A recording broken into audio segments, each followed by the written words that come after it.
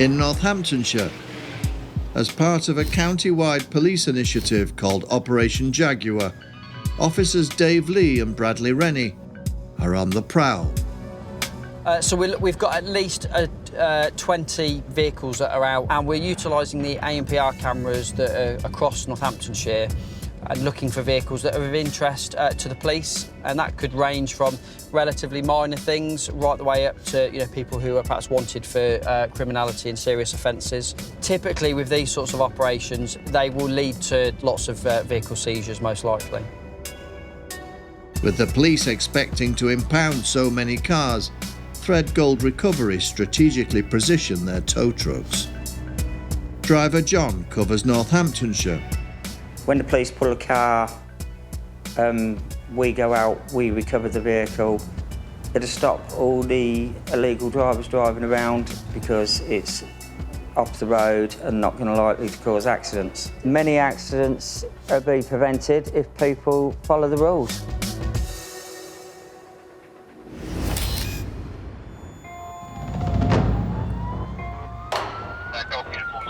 In the town centre, hawk-eyed traffic cameras spot a young boy in the back seat of a silver Mercedes, neither in a child seat nor wearing a seatbelt. Start trying to head towards it. This is a serious situation, as approximately 300 children die per year on UK roads, so the officers must track down the vehicle before the little lad comes to any harm. And it's not long before Dave clocks the car. The kid is just literally sat in between the two seats. You can just see his head popping up in the middle. Young kid, got to be 6, something like that. Right, get ready to hop out.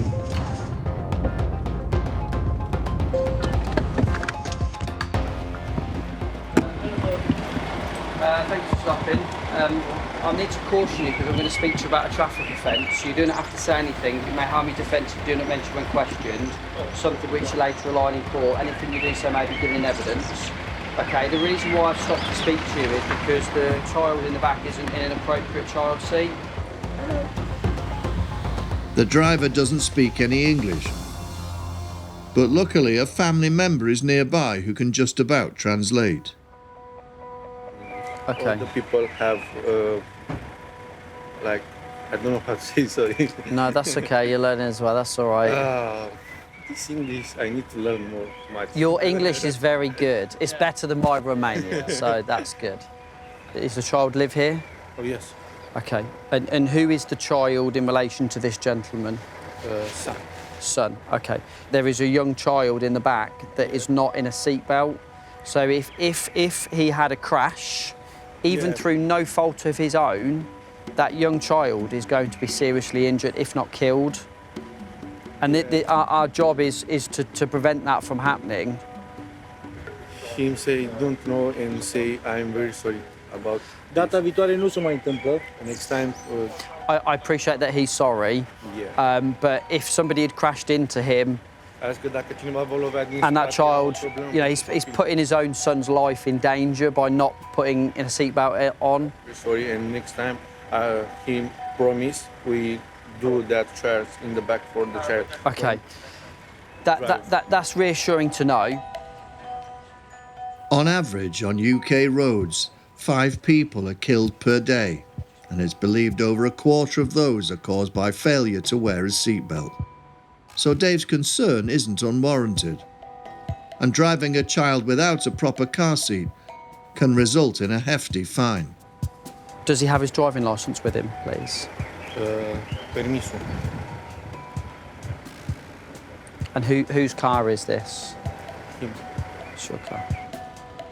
As Dave continues to deal with the driver, Bradley checks the status of the vehicle.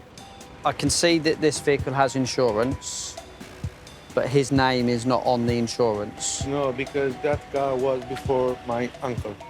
Does he have insurance? If this driver can't prove he's insured, his wheels will earn a one-way ticket to the pound. Okay, that's a problem. That becomes a big problem then.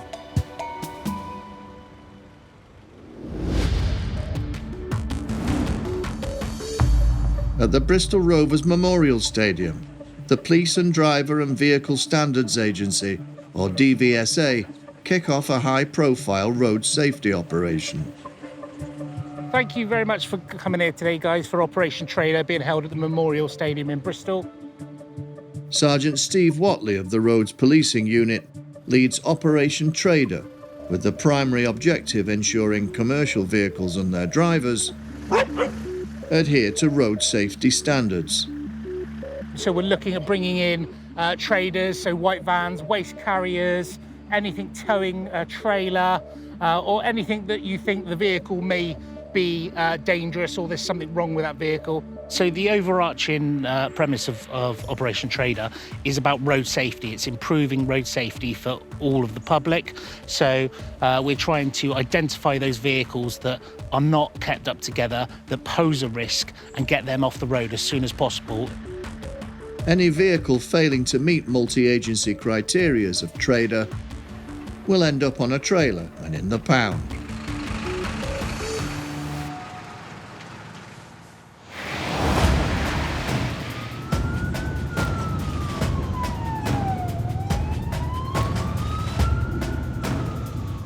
First to be pulled in for a spot check is a white van, owned by tradesman Ian, and his passengers aren't impressed. My kids, you know, own protection, they go everywhere with me. I don't know how I was pulled over. There's those there. They pull people over, check their van, trucks, that's it. The crew inspect the vehicle, taking great caution, while Sergeant Steve explains. Just it's all about road safety, and unfortunately we can't tell until we bring somebody in to do that examination to understand exactly what's wrong. It's good. I know it's frustrating, and you've got work to do, and you've got to get on and do your job. But I was just about to take them lot out to go to the toilet. imagine you need some pretty big poo bags for those ones. You wouldn't think so. The little white one has a bigger crap than this one. You'd think the big one do like donkey side, you don't. But the state of this van is no laughing matter, because the DVSA has discovered something. You've got a tyre on the rear, I've just had a tyre put on. offside rear inner, Yeah. it's measured at 1.3, plus there's cords exposed.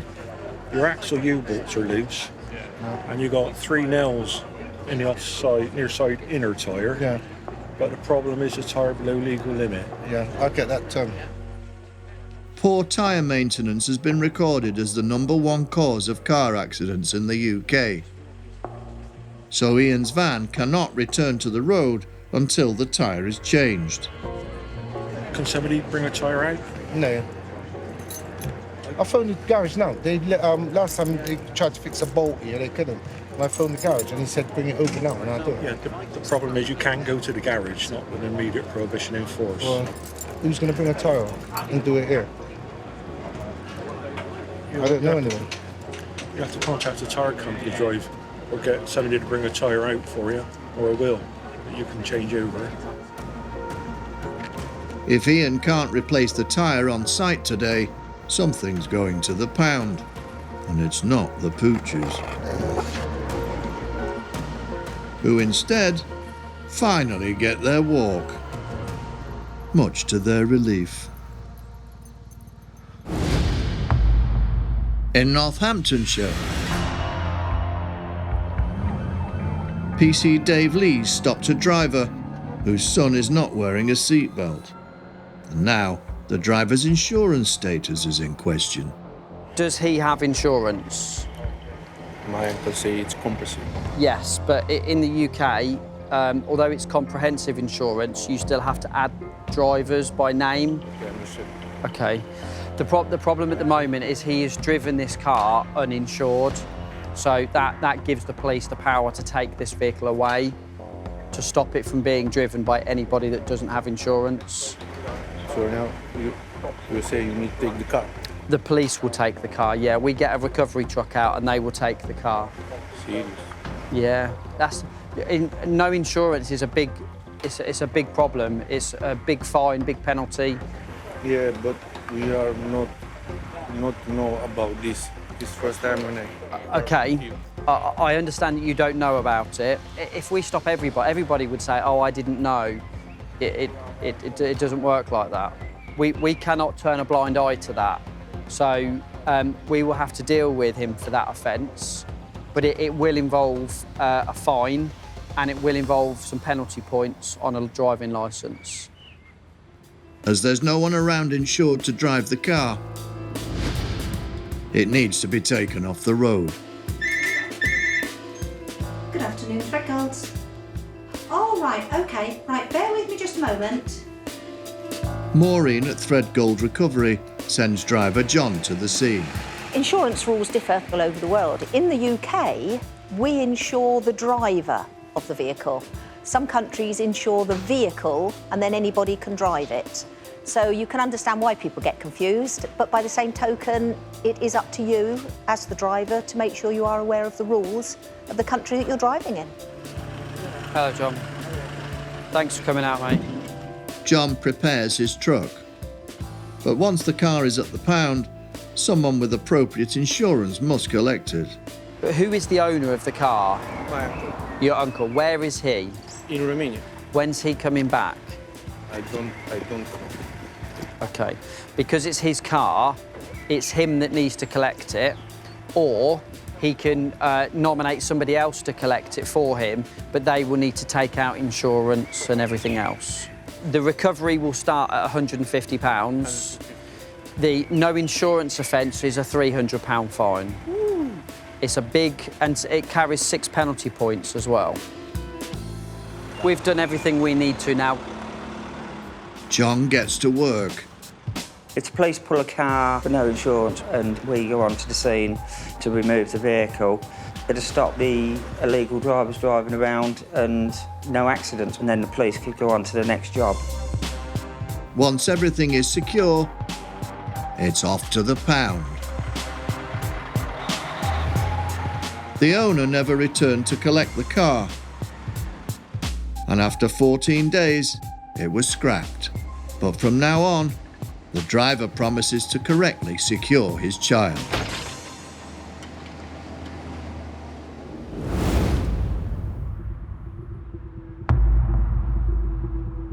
In Bristol, driver Ian has until the end of the day to change a tyre currently below the legal limit, or his van will be taken to the pound.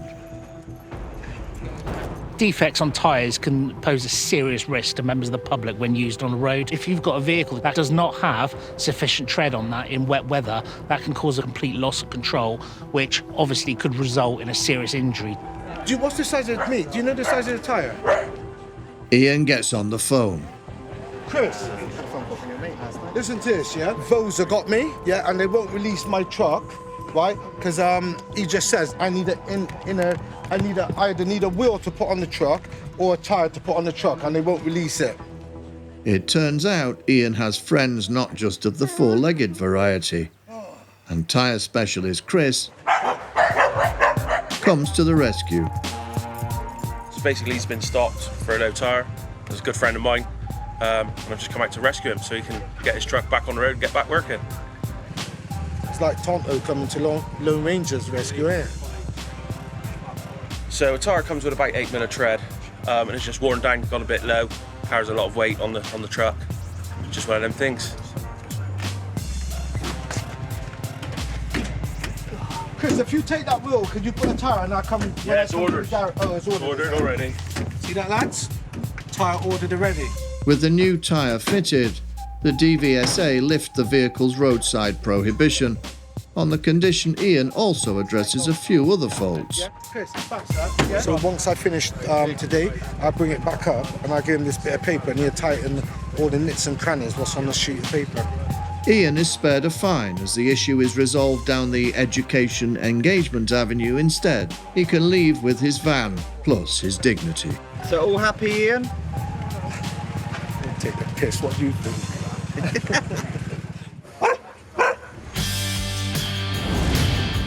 Back in Northamptonshire, Operation Jaguar is proving a busy day for CMG. But for the moment, the boys squeeze in time for a well-earned break. We don't get much downtime, but when we do, we make the most of it. How just done are you? I totally missed. Not really good at darts, not very good at all, to be honest. But the downtime isn't going to last. As PC Dave Lee and Special Constable Bradley Rennie are back on the road with a view to taking offending vehicles off it. The operation so far is going really, really well. There's been several vehicles that have been stopped and seized already for offences, and I believe they've also got someone in custody as well for an offence. So, so far, it's still relatively early. The operation's proving its worth and its success. In Dave's sights now is a Ford Fiesta with a faulty brake light. And quite often we find that what some would deem as a minor traffic offence, actually it usually stems on to more serious offences. Oh, the MOT's expired. When was that? 17th of the 5th, so today. Well, he's clearly not had it done because his brake light's out. Let's go and have a wee chat with him. Hello, how are you? Thank you for stopping. Yeah, we stopped you because your brake light's out. Is it your motor? My dad's it is. It's your dad's, Yeah, right, OK. Are you aware the MOT's ran out today as well? Yeah, it's literally getting picked up tomorrow. What's your name, bud? Jack. OK, Jack. OK, my colleague's just going to do some checks. We'll check your licence and stuff on the system to make sure everything checks out OK. Bradley runs the car through the system, and it's insured to someone who shares the same surname as the driver, but not his first name. Okay. What's up? Insurance-wise. What insurance are you driving on, bud? I was on AXA. Right, OK. So I can see an insurance policy on the car. Yeah. I'm presuming, is it your dad? Yeah, sorry, on this car, do you mean? This car? Yeah, it's my dad's that's fully insured. Yeah. So that's what I just need to establish. Obviously, I can see that it's your dad's car, Yeah. and I can see that It's got insurance. it's got insurance, and that's to him. What I just need to establish is what insurance are you driving on to drive this car? After a lot of digging, the driver, a plumber by trade, has his own work vehicle, which was recently involved in an accident.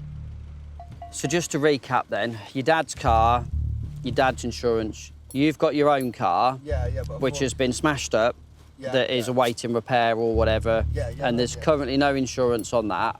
However, you've got a courtesy car? Yeah, so I've got a courtesy car. So the courtesy one is at home? Yeah. So why are you not in that? Because of the tools.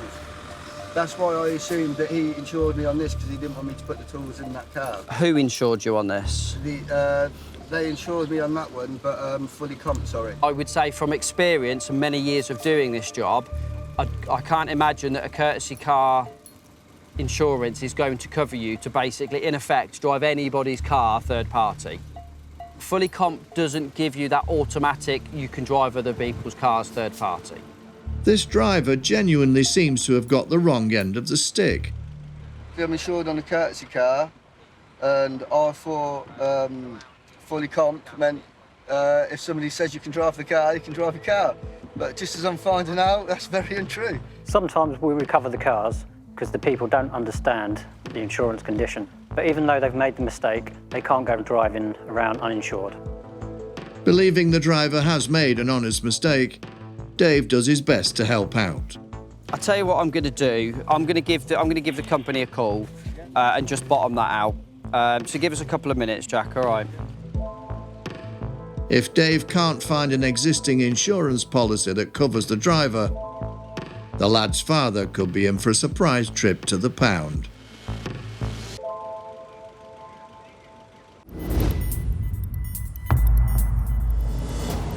In Bristol, Operation Trader is in full swing. Police scour the streets, ensuring commercial vehicles are free of dangerous defects. So the officers out on the road that are looking for those vehicles, so they will look at a vehicle moving and they will do a quick inspection of that vehicle visually and to see if there's any clear defects or any issues with that vehicle. The team on the road clock a scaffolding truck that appears to be overloaded. Vehicles have a maximum permitted weight for safety reasons, to do with brakes, tyres, steering. DVSA officer Greg Bell does the honours. And where's your journey from and to today? We're going to Shirehampton from Fishponds. Okay. And where did you load the vehicle? Shirehampton, was it? Fishponds, was it? Okay. The maximum weight of a vehicle depends on its make and model. Could you possibly pop the bonnet for me, please? Thank you. So what we're going to do now is we're going to look under the bonnet on these Ivecos, and that will have a manufacturer's plate. These are the permitted weights of the vehicle. So although the plate's not massively legible, this vehicle, the combination can go to 3,500 kilos, so that's 3.5 tons. Just turning the weigh pads on, we're gonna weigh the vehicle with these weigh pads. Just need to make sure it zeros. And there is a problem with some of these 3.5 ton vans. We'll see in a minute on the weigh pads whether this vehicle's within its permitted weight, and then someone will have a look at the vehicle mechanically. Greg must weigh the wheels one by one. Okay, so engine off, into gear, handbrake off. Then put on his best maths head to calculate its total weight. So the front right pad weighs 920 kilos. What's the near side, please? 640. 640, that's great. Those two together for the first axle of the vehicle. Just pull the gentleman forward a minute, don't get hit. So what we're going to do now is weigh the second axle on the vehicle. If Greg's calculation exceeds 3.5 tons, this truck's not fit for the road. Okay, so the engine's off, into gear, handbrake's off. That basically allows the vehicle to settle, and then we're going to get the second axle reading from the vehicle now. So the offside wheel is 1,460.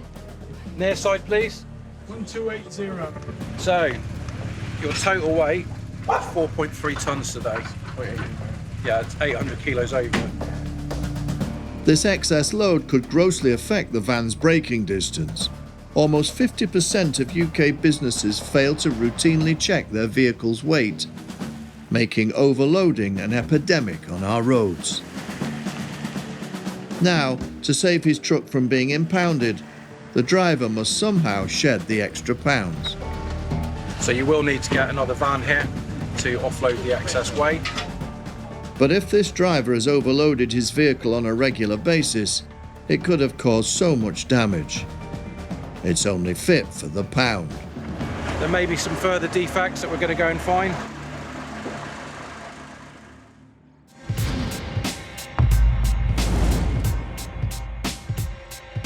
In Northamptonshire, PC Dave Lee tries to help a young plumber find out if he's insured on his dad's car. I leased a car out and I had an accident in it last Sunday and it's going to get writ off. So they've given me a courtesy car, and just to cause any more of a ball ache, I've tried to get this thinking I'm insured in it so I don't ruin the other car, and I've caused myself a bit of palaver apparently. All right, take care, thanks, bye. Bye. Jack, I've spoken to Access Hire, bud, and it is as I thought. They don't cover third party, but they only their interest is only their vehicle. I live in literally that street there. I could get my dad to drive. Yeah, can you give him a ring? Yeah. Yeah, just get him to pop down, bud. Have a chat with your dad. The driver's dad lives just round the corner.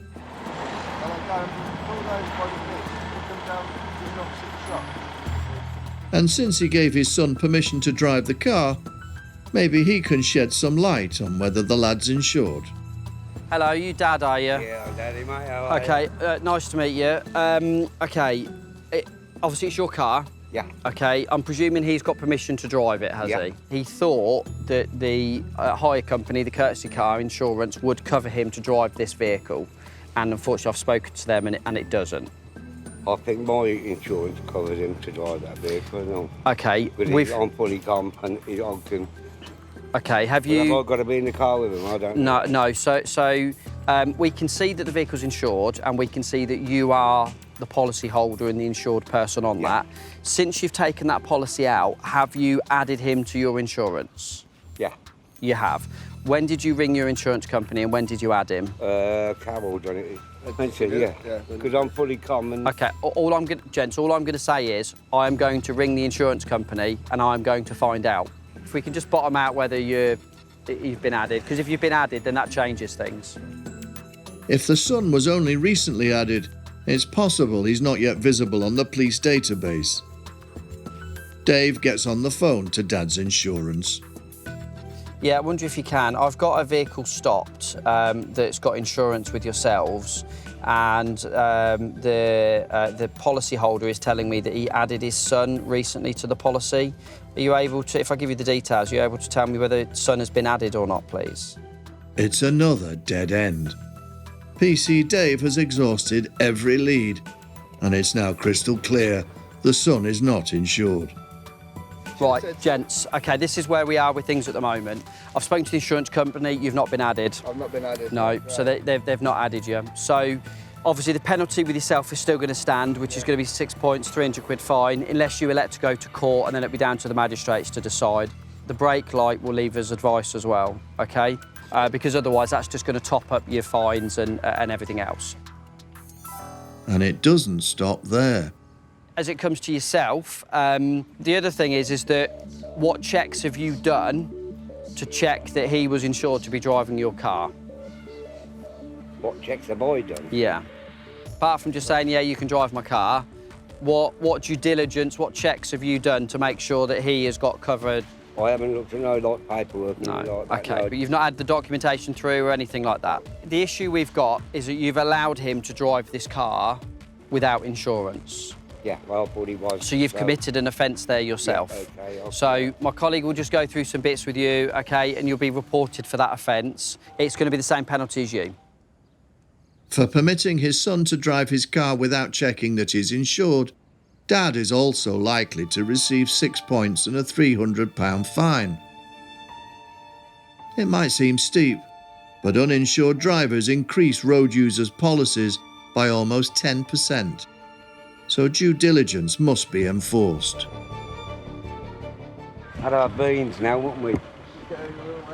No, you can't afford to eat now. Had our beans. Well, look, you know, I know times are hard at the minute, but the insurance company were asking me, am I going to be seizing the car or not? When a vehicle's driven by somebody that's uninsured, I'm sure if you watch the police programmes, it goes to the pound, doesn't it? However, the fact that with where you live, which is just up there, I'm going to allow you to drive the vehicle home, OK? You can't drive this at all. Stick to your... I'll walk. Well, walk, yeah. Or passenger seat, that's fine. But stick to your hire car, bud, yeah? OK. Times are hard at the minute, and this is why I'm not towing the car, because, you know, that's another cost, isn't it? Are you OK driving this home? Yeah. I presume it's better than going on the back of a truck, isn't it? So it's cheaper. You're going to sit in the passenger seat or you're going to walk, whichever you want to do. Right, yeah, right. Otherwise, if you want to drive, you're in your Peugeot.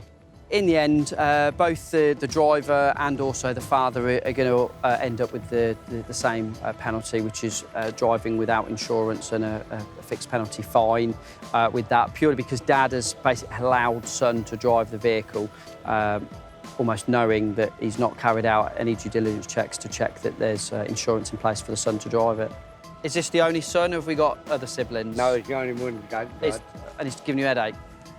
Normally in a situation like this, if we've got an uninsured person driving the vehicle, then we would look to get that vehicle recovered. Money's tight for a lot of people now, and if we'd have had the vehicle recovered and go to the pound, then you know that's at least another £150 that they would have had to have found. Certainly feel it was the right thing to do on this occasion for it not to go to the pound. It is a pleasure to meet you both in the nicest possible respect. Hopefully I don't see either of you again. All right, bye.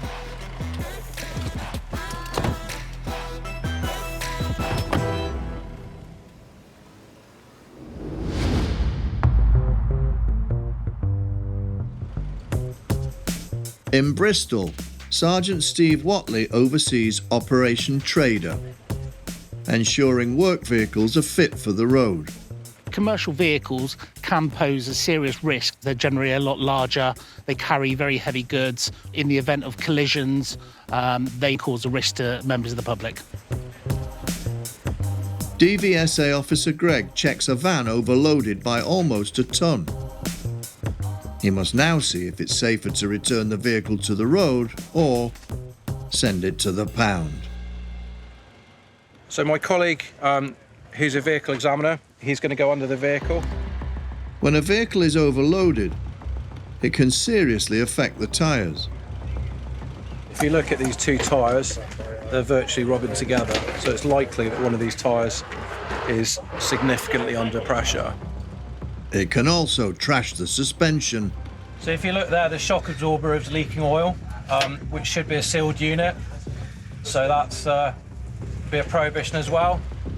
And even more critical, the prop shaft can fall out. So it's lucky the prop shaft's still on the vehicle. It's very, very loose, the prop shaft, and possibly going to detach itself from the vehicle. But most dangerous of all, on this truck, the load isn't strapped down properly. It is dangerous. Yeah. An issue for us is obviously the insecure load and the fact that if you were to have a head-on collision, that is going to just come straight out. It's a recipe for disaster, and the multitude of misdemeanours means a much more serious offence. We should have enough for a dangerous condition, right? 100%, yes.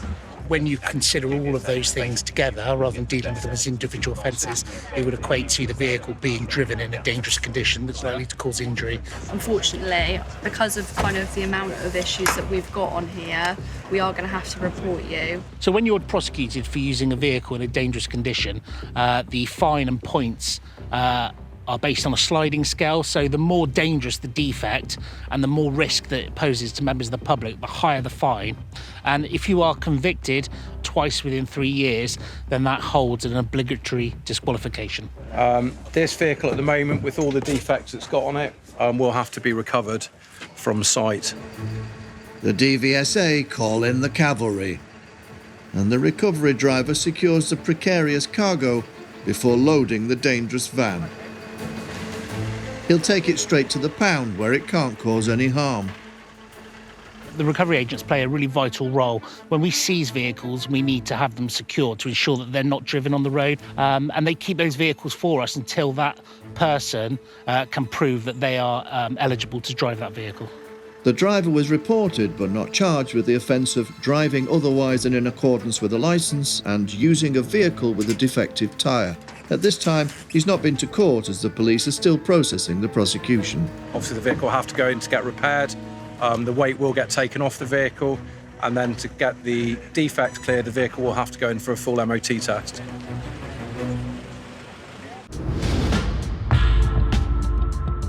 Northamptonshire. And Operation Jaguar is proving fruitful for the car pounds. Cowell Motor Group have been called by police who have seized a vehicle in a nearby shopping centre. So recovery driver Colin is on his way to collect. Off to Western Fable now to go get a no insurance. When the police seize a vehicle, it's usually an easy job. We like to get them done as quickly as possible. The more jobs we can do in a day, the better it is for the business. This should be an easy job. But police reports suggest the vehicle's driver was less than happy that his car was seized. Colleague just happened to see a vehicle, driver wasn't wearing a seatbelt, followed him when he pulled over, had a chat with him, and then once you've got his details and that, found out that he got no licence, no insurance.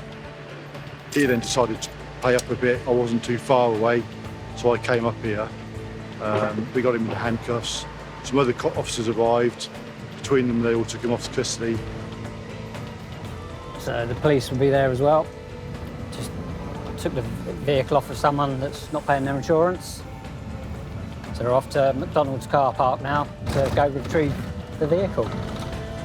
To avoid a scene, the police officer has parked the seized car out of sight in an underground car park. Hello? Where's this one in McDonald's car park? But because it's such a busy day for the car pound, Colin didn't get the memo. Yeah, because I'm by McDonald's now, by Western Fable. I'll come back out then and I'll go back under the bridge and I'll have a look along that road. Okay then, brilliant. Cheers. See you then, ta-da, bye. But for the recovery company, time is money. So Colin does one more loop of the shopping centre. Any hold-ups are really frustrating. Driving around for an hour, hunting for a car, could be an hour doing another job. But he still has no luck. Update is now we've got to go into the shopping centre to try and find this vehicle. It's going to be tricky because of the height restrictions, getting in there. Colin's tow truck is too tall for the covered car park, so in a race against the clock, he must hunt for the offending vehicle on foot. Now to try and find the vehicle. All right, start at the top and work my way down, I guess.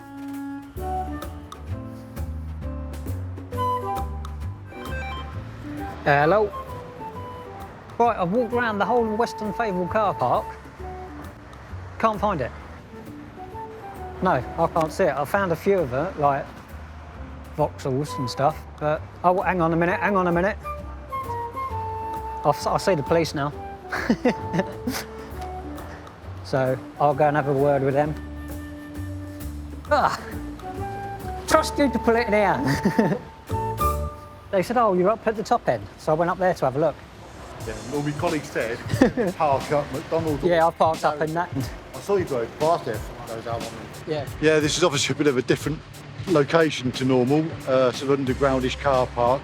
Obviously got height restrictions for the recovery truck getting in or out. So we did advise that the ideal location to stop would be the other end of the car park. Obviously this gets relayed to one person to another, and by the time we got to the driver, I'm sure we probably didn't get the correct sort of locations to where to find us easily. So that's the way it goes sometimes. If I drive it out, I'm parked out up there. Yeah, just watch me load it. Yeah. And then once it's on, and we're gone. So I just got to get the photographs. Finally found it in the end, yeah. Colin drives the car back to his tow truck, where he can finally load it. A job which should have taken 20 minutes actually took an hour and a half. The vehicle itself will go to Coward Motor Group Recovery Yards. Someone then has to provide relevant documentation so that we can release it to somebody that's legally entitled to have the vehicle released to. They must prove they've got insurance and have a licence if they're going to drive the vehicle away. The car was collected 2 weeks later at a cost of £510. And for now, Colin can get on with the rest of his day.